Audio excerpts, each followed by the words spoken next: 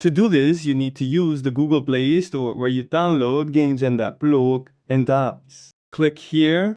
Then, in the top right, you'll see an avatar like this or the account you've entered. Click next, scroll down, and find help review. It's usually a question mark at the end. Click it. You'll then be redirected to a menu like this. It can vary, so let's use the help search. Click here and type delete. You'll find a line titled How to Delete an App from an Android Device. Click on this line.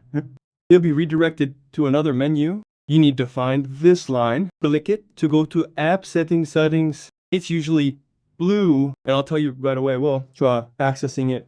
If you can't access it, and if you get an error, then you're most likely using the darker theme, and you need to temporarily switch to the light theme. Be impatient. Right now, I'm using the light theme. You can see that everything is white, but the text is all black. This is called the light theme on the phone. Click here. All your apps are loaded here. Click the Show System Processes button. And now scroll down. The only downside to this menu is that there's absolutely no search term. You can't type in, say, the app you're looking for, and it'll be found instantly. But there are more advanced settings here that aren't in the standard settings. Look, we scroll down to this Apple report. Look, if you're using the standard theme, meaning you haven't applied any custom themes where these icons can change, then you'll see this icon. It's usually the same. Click here. Well, first, look, go to Power and Performance. You see, it's set to unlimited. Don't limit battery consumption. When the app is running in the background, the battery can drain faster. Well, of course, that's a downside, that it's always running. Oh, it works when your phone is thus turned off or when your phone is just running normally. Basically, it works in self-mode mode and drains your battery quite a bit. So first of all, we limit everything possible as much as set it to limited. Go back with the arrow, then click on permissions. Look at what's allowed here. Contacts, phone, files, and media content. Forbidden. Well, nothing is forbidden because absolutely all permissions are granted.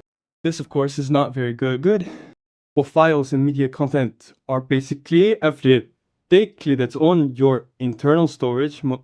These are photos, audio, video, yes, anything. Your phone is monitored, your calls, contacts, it's just awful. Diago.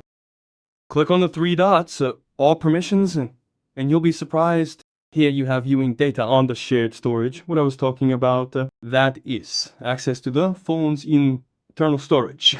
Control over Wi-Fi, your internet, and your mobile connection, as I told you about at the beginning of the video. This also includes launching active services. So this means it can launch any app and retrieve information from it. So basically, it's total control, which is collected in a so-called report and supposedly sent by the developer for analysis to improve your phone's performance. But I'll say it doesn't improve anything. For you personally, it's a completely useless app that collects data from your entire phone entirely and generally violates your privacy. Although, I'll say no, it doesn't violate your privacy because you've granted that permission yourself. Allowed.